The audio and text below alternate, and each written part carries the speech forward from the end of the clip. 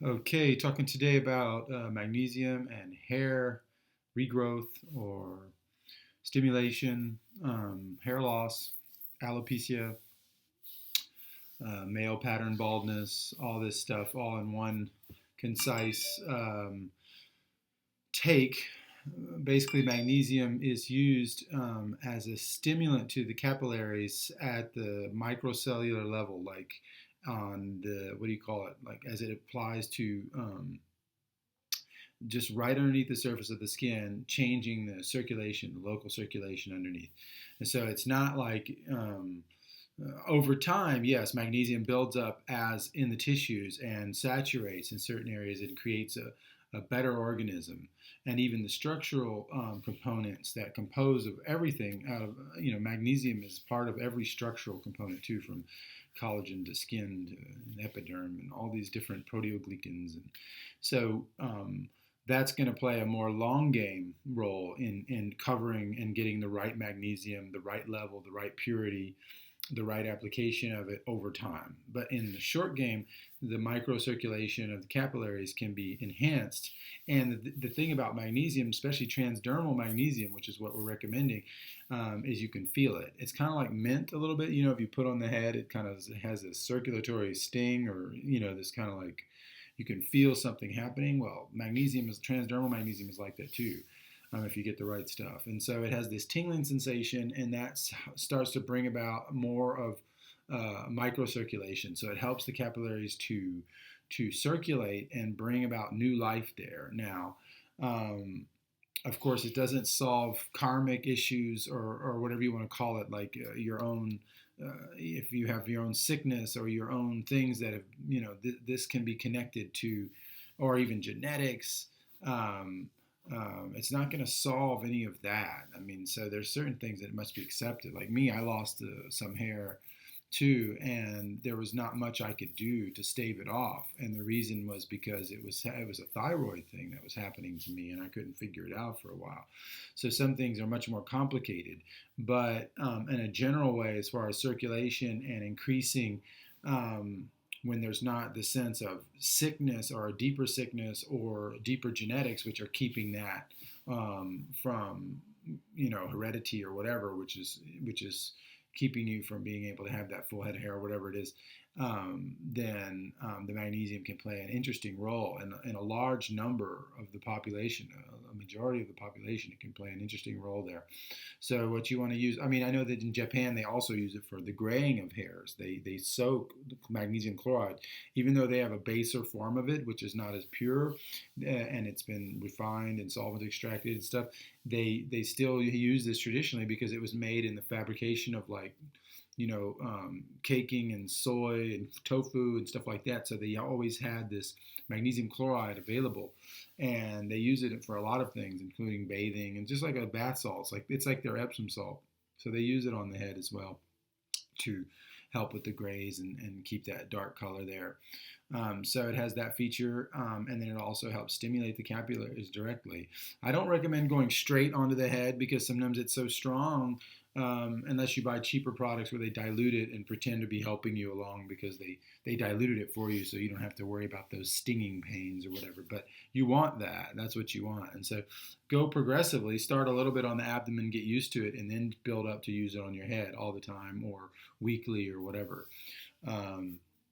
And so you can actually use it with your hair. If you have a lot of hair, then just use it once a week or twice a week and just rub it all in and sleep on a pillow or whatever. Or just let it absorb 3 or 4 hours as you walk around the house, and then shampoo. You don't want to shampoo right away though. You want to give it an hour or two if you shampoo after that. It only takes 20 or 30 minutes to get into the bloodstream up there, but soap will go in and pull out some of the remainder. So you want to give that more time if you're going to shampoo after or whatever.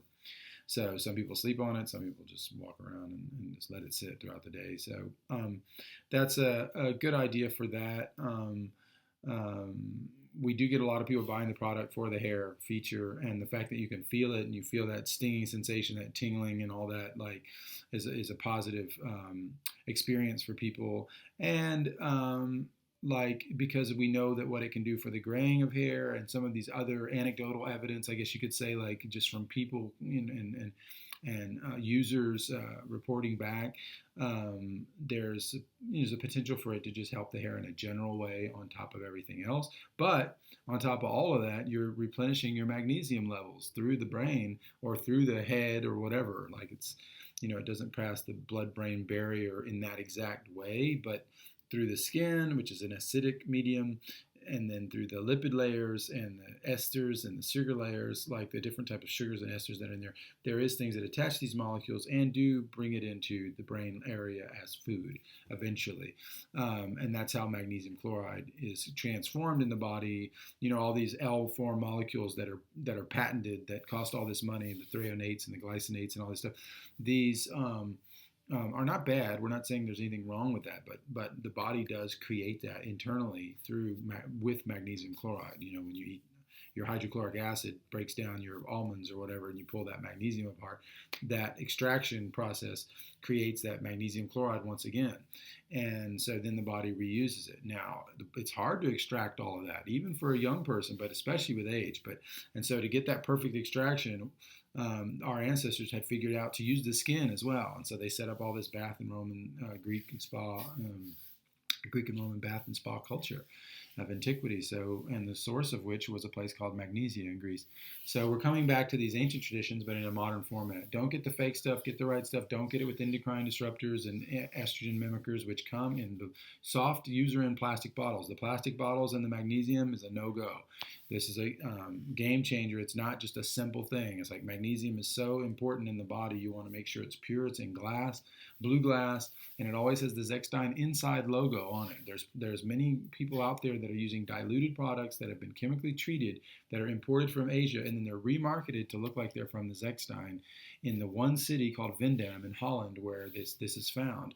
And this enormous discovery, which is thousands of years of magnesium, it's an enormous discovery, but it's pure, and so it doesn't need to be separated from anything. So they use these Zechstein terms abusively, genuine Zechstein or Permian or ancient or whatever they're using. Be careful, because if it doesn't have the logo, the Zechstein Inside logo on the bottle, then it's not coming from this batch-controlled source. Or you can't control it. You can't control from where it's coming from at that point. So they could be mixing a little bit of good with a little bit of bad. They can be cutting. There's a lot of things they could do. Once you have it with the logo, anyone can rescan that and know what's in it. And so there's a traceability there. And so you need that because there's a lot of cheaper products. So it's $3 a week if you get the right stuff. It's $1.50 a week if you get the cheap stuff. But it doesn't cost a lot to heal the deficiency. So don't go cheap in this exact area. Don't go cheap in such a ubiquitous commodity in the body's economy. Don't go cheap in that area. So come check us out at theheartoftradition.com and get yourself started.